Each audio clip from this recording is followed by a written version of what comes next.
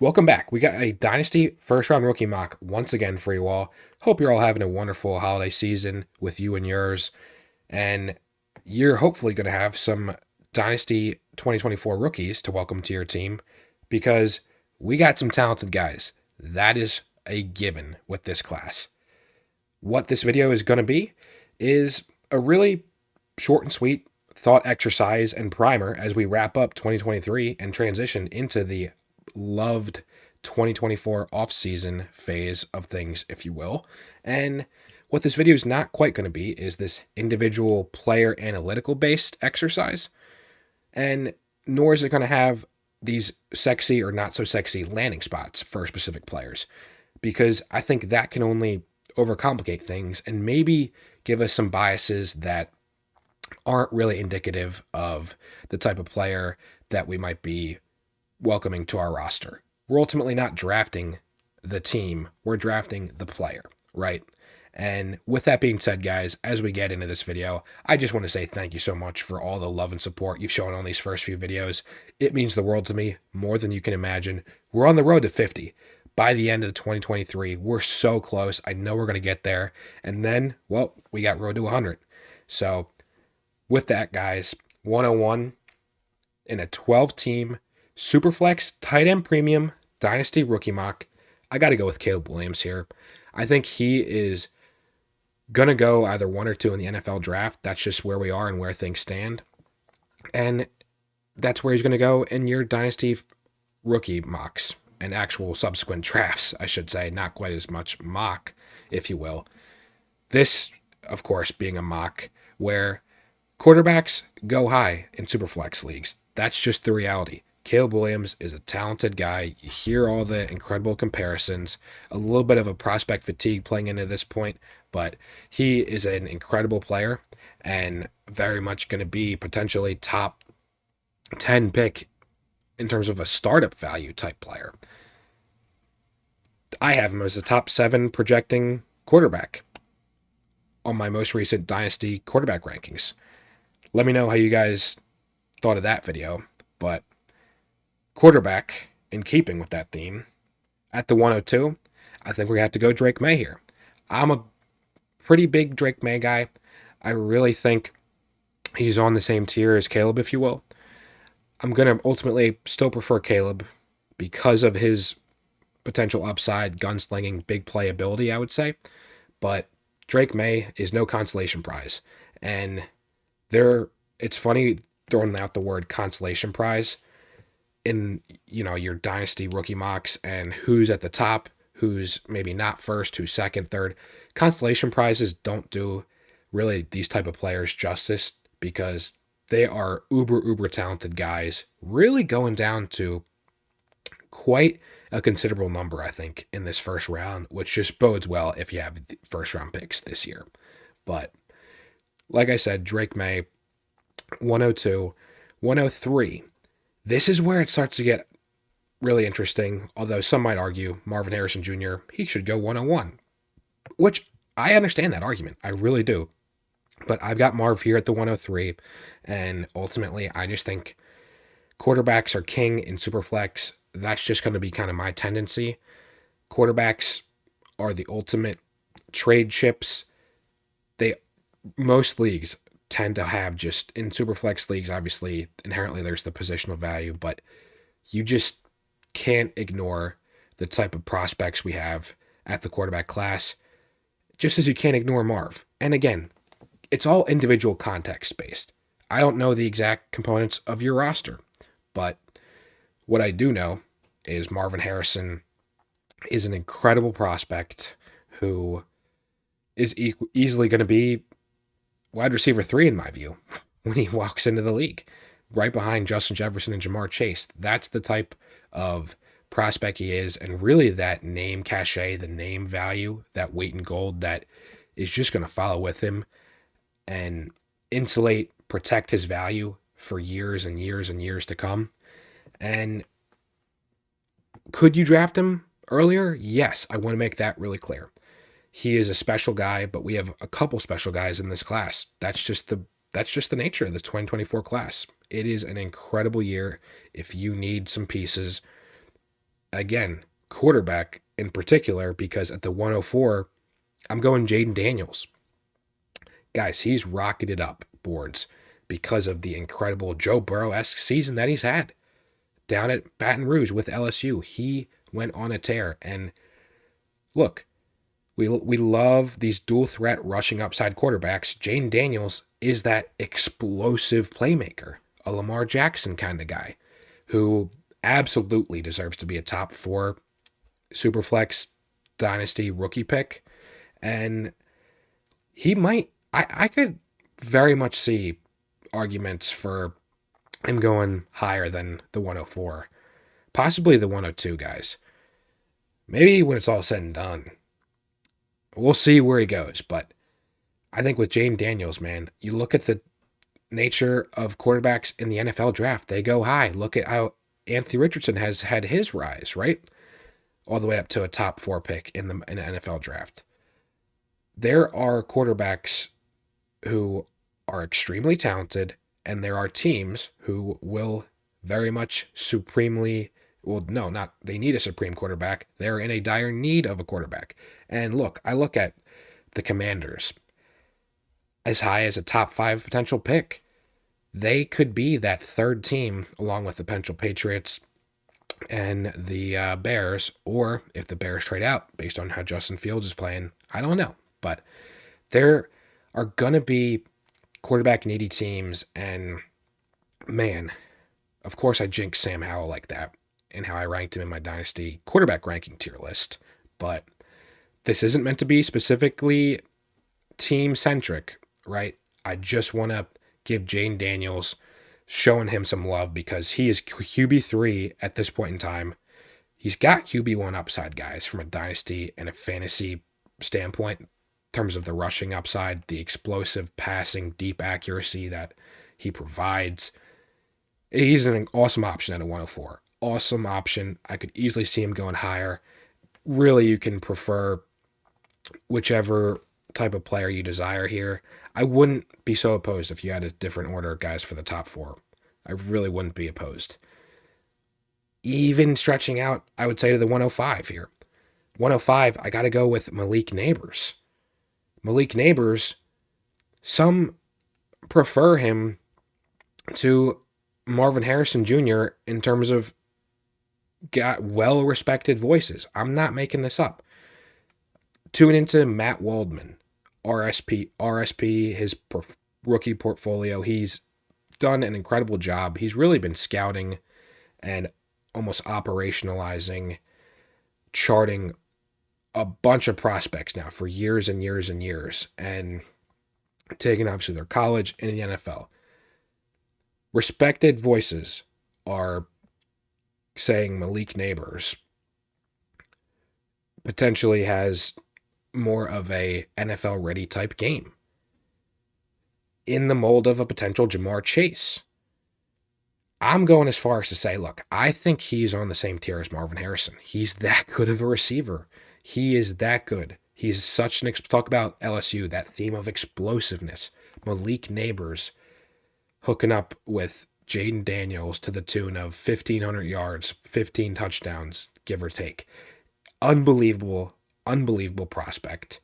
We're talking a guy that is really a 1B to Marvin Harrison, and as basically both him and Marv are the best prospects that we've seen at the position since Jamar Chase, easily. How far you want to go back? Well, that's really up to you. But Malik Nabers, guys, he is a stud. He is a stud, and his yards after the catch ability could lead to more of a lower floor in terms of maybe immediate fantasy scoring impact than potentially Marvin Harrison. But we'll see where exactly Malik and Marv, where they obviously all end up, right? But that's not the point of this video, not to assign landing spots, just to kind of get a feel for, look, we're talking Marv, a top 3, top 5 NFL draft pick. Malik Nabers, I think easily a top 7 or 8 NFL draft pick. Those are the type of profiles we're dealing with, guys. And coupled with the 3 quarterbacks that have also gone in up to this point in the top 5 of this mock, who are going to be top 5, top 10 picks as well. It's just a great top 5. And I think relatively firming up in terms of who the top 5 is looking like. Now, if you have an insane tight end premium league, I could totally see a case for Brock Bowers going higher than the 106 he is right now. And ultimately, because he's a stud in his own right, the best tight end prospect in a while. I think better than Kyle Pitts was as a prospect, not as much of a pure athletic freak, but the production, he's been doing it for 3 years running. He's been like the best tight end in college football for 3 years running. He is going to be on the field at all times, unless he were in theory to land to the Falcons, which, because they have Kyle Pitts already, who's really hindered in his own right, it can't get worse than Kyle Pitts' situation that we've seen in the NFL. And Brock Bowers is just going to be an immediate impact producer at the next level, wherever he goes. And really, landing spot shouldn't play much of a factor, if at all, in how you rank Brock Bowers and ultimately take him in your Dynasty rookie drafts, because he is safely going to be a top 15 pick. That's just the reality. That's where we find ourselves here, guys. And speaking of top 15 picks, I think Rome Odunze is in that mold as well. Rome Odunze has almost established himself solidly as the third guy in this receiver class, this receiver hierarchy, and really almost a top 3 of receivers, if you will, that are going to go very, very high. Where the next kind of cluster of receivers go, that's really murky up to this point, guys. And that's something where we're really just going to have to see some numbers come in from a combine perspective, and ultimately potential landing spot, or really just range of where they're picked. But with Rome Odunze, I'm really confident he's going to be a top 15 pick and firmly a top 7 pick in your rookie drafts, in my view. The guy has just been one of the best, well, one of the top 3 best receivers statistically, production, eyes, what you see on the field, along with Malik Neighbors and Marvin Harrison, who all 3 of them were lucky to have him in this 2024 draft class. Easy as that. Just a beautiful sight to see. 108. This is when it starts to get really weird, and I'm not going to hate anybody for any preferences they might have at this point. So much is to be determined. Whereas the top, there's a group of 7 players that I feel very, very, very good about. Obviously, toward the top, you feel better, but getting into the 108, I'm going to go J.J. McCarthy here. I think, look, like it or not, you read into the industry, these draft analysts, there seems to be a lot of J.J. McCarthy fans out there, which, in his favor, he's a younger prospect, true third-year guy, clean bill of health relatively, dual threat type of guy, has legs to move in and outside the pocket, not a statue, and really some factors that just play into a lot more favorability among NFL's actual front office circles than potentially a Bo Nix and a Michael Penix. Maybe do we prefer those 2 latter over him from a dynasty perspective? Maybe, but we're going to have to see. We're going to have to see where they get picked, but I'm going J.J. McCarthy here because he's looking like a first-round NFL draft pick. He is looking like he's playing himself and very well could in the potential CFP semifinal and final games, almost a CJ Stroud-esque statement, potentially. Because of the talent he's going to be playing against, Michigan might not be able to run 45 times in a row. We'll see. But on that note, hey, let me know if you guys have any rooting interest, skin in the game for these Final Four in the CFP. But me, not as much with South Carolina over here, Texas. This is not the jersey of AD Mitchell. Just want to say this is Bijan, our beloved Bijan Robinson, Dynasty darling, right? But going a little bit off that tangent. 109. Who we going at the 109? Well, look, I'm going to Emeka Egbuka. He's had a bit of a negative narrative because he hasn't quite had the numbers this year. Because, well, look, you didn't have CJ Stroud throwing to the Ohio State receivers this year. But Emeka Egbuka, I think there's enough of a body of work with him that you see an NFL level difference maker. You see a guy who can line up across the field and really just a type of profile that I think is comfortably going to be a first round pick in the NFL draft. I just think that's bound to happen at this point. Emeka Egbuka, first round, assuming he declares, maybe some rumblings he doesn't, but assuming he declares, I have Emeka Egbuka here at the 109 in this mock. 110. Look, this is where, again, we're talking receivers are the name of the game for these mid to late first guys, and a lot's in flux and subject to change. But we're talking, potential back half of the first round type guys here, going in the back of your first round rookie mocks.